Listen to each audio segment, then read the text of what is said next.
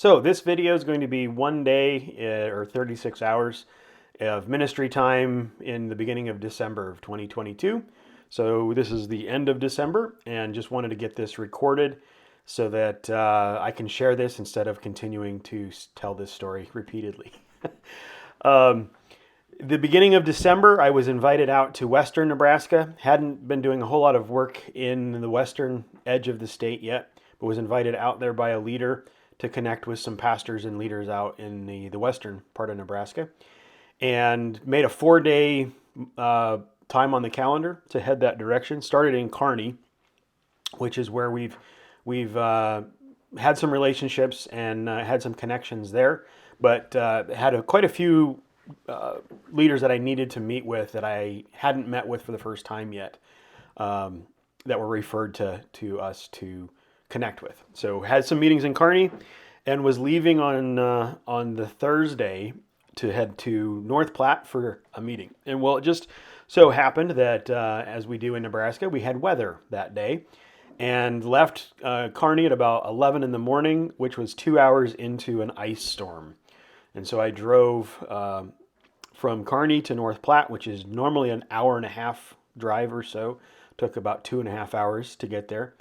And as I'm driving, I was asking the Lord, is this really what I'm supposed to be doing? Because this does not feel like it's an easy open door to walk into. But I had a meeting scheduled for that afternoon, and I had a second meeting scheduled for the following morning, and thought, okay, I have these meetings. I'm going to go and see what the Lord has for us in North Platte for leaders to meet, and see if there's some relational connections there that are kingdom appointments. And as I got out to North Platte, the person that I was meeting with, I was meeting in a restaurant, and he actually works in this restaurant. And I had texted him that I was there, told the staff to let him know that whenever he was free, I was there and able to meet. And sat for an hour before the person realized that I had already texted them and had been sitting waiting for them to be free for over an hour, and they actually were on their way out as they saw my text message and reminded them. So if they wouldn't have looked at their text message, they would have just left, not realizing that we had scheduled a meeting. So again, it didn't really feel like a very much of an open door, but we had a good conversation. Not quite as open of a conversation as what I was hoping to have, but a good conversation nonetheless. And then I did some time just kind of driving around North Platte, kind of get a feel of the city. And I'd been to North Platte several times. I've been to most of Nebraska now repeatedly. Whether I've met people or not, I've gone and I've prayed and driven around the different cities and towns, especially the larger cities in Nebraska. And drove around and just drove through the old part of North Platte and began to realize that there's quite a bit of art related to North Platte. There's an art installation on the corner of the property for their county courthouse and capitol there. And there's quite a few buildings in the old part of North Platte that are art related. Even in the architecture, there are several buildings that have brickwork. It says theater are actually in the brickwork of the building. Several old cinema movie theaters that are still have the marquees up. And so I just got the impression there's really something about art in North Platte. And it really just got the nudge that I need to try and find a Christian artist in North Platte. So I'm leaving and driving out of the downtown area, and just on the other side of the main street there is a very large building, and it says Prairie Art Center, something along that line. And I just made a note of that's probably where I'll find out who a Christian artist is in North Platte. So I made a mental note. I'm going to stop there before I leave North Platte this trip. So went back to the hotel, checked in, did some work in the hotel, and got up the next morning, had a Zoom meeting, and I had that next meeting was scheduled then in person in North Platte for 9 o'clock. At 8:30, I got a message that says, I'm sorry, I have to cancel. Maybe we can get together next time you're coming through. So this is the third thing now where I'm questioning the Lord. Is this really the open door that I'm expecting it to be? Called a friend of mine and said, this is what I'm looking at. I was planning that each of these meetings would lead to other meetings. That's typically how the Lord has opened the door over the last several years as we've been developing the relational connections and seeing God move, is that one thing leads to the next, and it's just a series of open doors. And this has not felt anything like an open door. So after talking to my friend and asking him to pray, said, "What are you going to do?" I said, "Well, I'm going to go to the meeting that I had scheduled that is now canceled. So that was set at that place at that time for a reason, I believe, and I'm just going to go see who it is I need to talk to." When I went to that meeting, or that non-meeting, I walked in, ordered my coffee. It was at a coffee shop, and there was one or two other people that were there, and another gal and myself got our coffee at the same time. The other people that were ordering coffee left immediately. They worked in another part of the same building, and they disappeared. So as I'm walking back to find a table, it's only two of us in the entire coffee shop. So I knew this was the person I needed to talk to. So I strike up a conversation with this lady who has two large binders in her arms and says, I said, "That's some significant totes or stuff you're toting around." And she proceeds to tell me that, yes, I have to study. I said, "Well, what are you studying?" I said, "That's policy and procedure that I have to look at. I just got elected to the North Platte School Board." And then proceeds to tell me that her husband is a city council member. And so she asked what I do. So I tell her about the forum, tell her about the work we're doing, trying to work relationally to connect pastors, ministry leaders, business leaders, government leaders, and really see the body of Christ function in all areas of society, not just be contained within the four walls of the church. So as we talk, then I ask about her faith, and she's a very strong Christian believer who's now going to be part of the school board in North Platte. And she had these binders because she was having a meeting with a current school board member about what's coming, because she's going to be installed in January. And as we talked, we found out her husband was on the city council, owns businesses, and so we connected, exchanged information, and I thought, okay, well, that was really cool, God. I appreciate that that connection there of okay, maybe it's not the pastors and the church leaders in North Platte that I'm supposed to connect with on this trip. So I did stop by several churches leaving that coffee shop that morning, because the art center that I wanted to stop at before I left didn't open until 11. So I stopped by the churches. It's Friday. Everything's closed. No one's around. And so I really felt like on this trip especially, the church in North Platte was just closed to what it was that the Lord was wanting me to do, the opportunities to meet and connect with people. So I went to the art center when it opened around at 11 o'clock and walked in and talked to the gal who's working at the desk. And she explains the building and the layout and everything, and proceeds to tell me that all the artwork is 20% off in December. But walk through the building, and I'm just looking at all the artwork, and there's some really great artists in the North Platte area, and saw some really wonderful artwork. But I'm looking for something specific. So it's in the last hallway on the third floor that I come across a painting, and the tag on the painting says Ephesians 3:16 and 17. I posted that picture in our newsletter that went out, and the thing that I didn't give the details of is the artist of this painting is the lady who I just had met in the coffee shop. And so I had her information at that point, and we had connected. So I sent a picture of this to her and said, "I don't think this is a coincidence that we are meeting today." And got a text message back that she had forgotten that she even had artwork there. Well, when we met in the coffee shop, we didn't talk anything about art, as far as I recall. Definitely nothing that she had artwork at at the art center, because she didn't. She when she texted me, didn't even remember that she had art there. So I thought, well, this is definitely something where even if I wouldn't have met her at the coffee shop, it would have been something where I would have done some research and found her, because I knew I needed to find a Christian artist, and this was the one Christian artist work that came as I was walking through the art center and all the displays. So I came back down to the entrance, and the lady who was at the desk there said, "Well, did anything, catch your attention or something along that line?" And I said, "Yes," but I didn't tell her about the painting on the third floor. I told her about two other paintings that were there in the main area of the gallery on the first floor. And it just so happens that the lady who was there is not normally at the desk. They usually have a volunteer at the desk. But when I told her about the painting, she said, "Oh, well, those are the paintings that I did."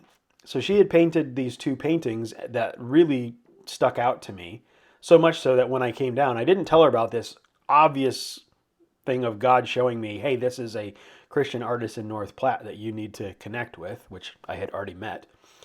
But these other two paintings really stood out, and those were the ones that I felt to share with her, that these were significant. And it turns out she's the artist. She's also the executive director, and then began to ask me what I did and why I was in North Platte. And we had a really good conversation, and led to an invitation to come and use their event space there at the Art Center. So again, another open door of having a neutral venue in North Platte, where we can gather leaders, and it's not at a specific church, and it's not doesn't have the perceptions that come with a specific denomination or a specific grouping. And there's a quote neutral venue to be able to use. So had several other stops in North Platte that day, and just stopped at a couple museums and talked to some people, and just really got a feel of North Platte, and really felt, okay, maybe there is an open door here of what God's wanting to do. So I left from there, and I was headed to Scotts Bluff that night. Knew I was going to stop in Ogallala and stop into a couple churches there that on previous trips I had noticed and wanted to meet the pastors if they were around. And being Friday, I knew that was a slim chance. But on my way down the interstate towards Ogallala, I saw the sign for Ollie's Big Game Steakhouse, which is kind of well known. It serves wild game and things, but it's in Paxton, Nebraska, and Paxton is a very small town.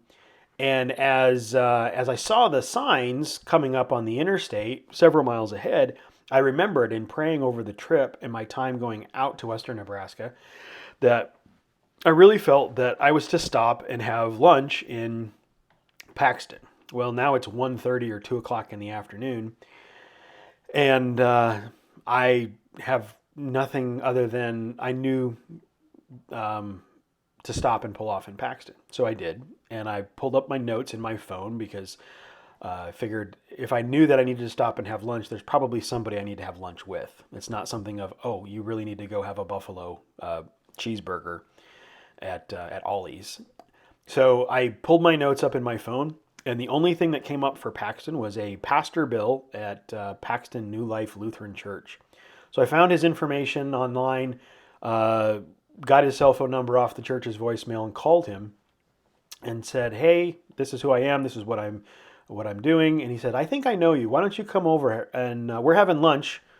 So let's, if you haven't eaten, let's have lunch and talk." So I went over, and we didn't know each other. That became very obvious when I got there. But just a random phone call of somebody that I had in my notes. Now I'm now in his house with him, having lunch with him and his wife, and just hearing his story and of their ministry work, and a little bit about them and their life of living in Paxton. And they've only been in Paxton for a couple years. But figured out that the reason that his name was in my notes was that he's the pastor from Paxton who passed the petition to make Paxton a sanctuary city for the unborn. And I had noted his name because it came up in a conversation and in some articles that I was reading of one of the cities that was being a sanctuary city for the unborn. So we got to talk, and we figured out we had several friends and associates in common. But then he asked what I was doing and what our work was. When I told him, a little bit about the forum, what we've been doing with pastors in Lincoln, state leaders, and these kind of things. And then I told him, I said, well, on Wednesday, the first Wednesday of the month, we have a city leaders prayer meeting. We have pastors that are leading ministries in the city, ministry leaders of other parachurch ministries and nonprofits. We come together and we have prayer the first Wednesday of the month.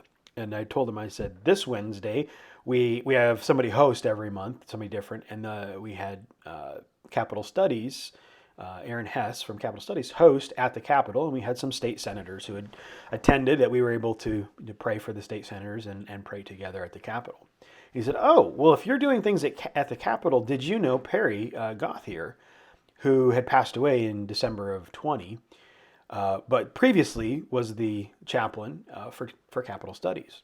I said, oh, absolutely. Perry and I were really good friends, and I explained how we met and all of the history that we had together, and then the role that I had in helping support the ministry in the transition, and now how I was friends with Aaron and working with Capital Studies to help see them be successful in what they're doing at the Capitol.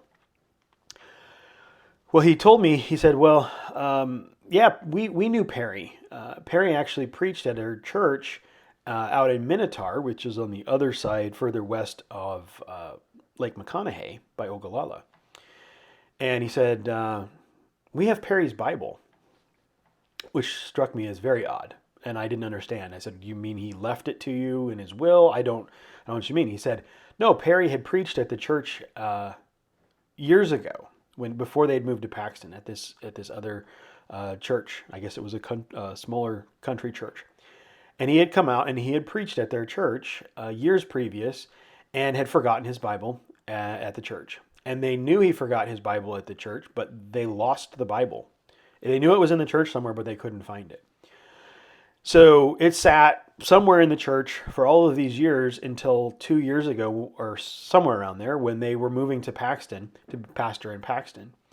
And they came across the Bible again. But it was right around the time when Perry was sick or passed away. And so they tried to get a hold of Faith and couldn't get a hold of Faith. And they really wanted to return this Bible to Faith. And so, well, can we give you Perry's Bible?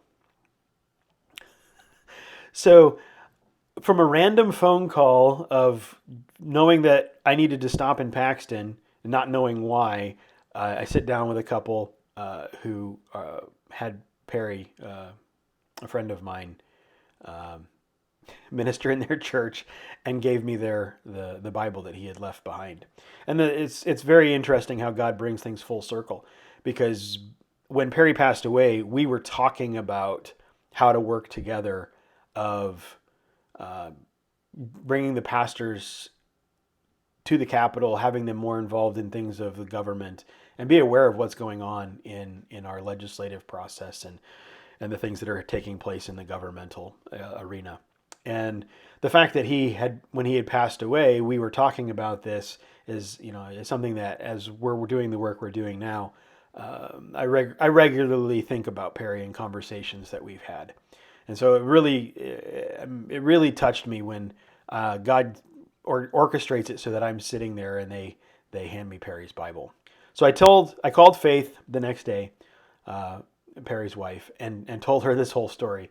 And so Faith is gracious and gave me said that's your Bible.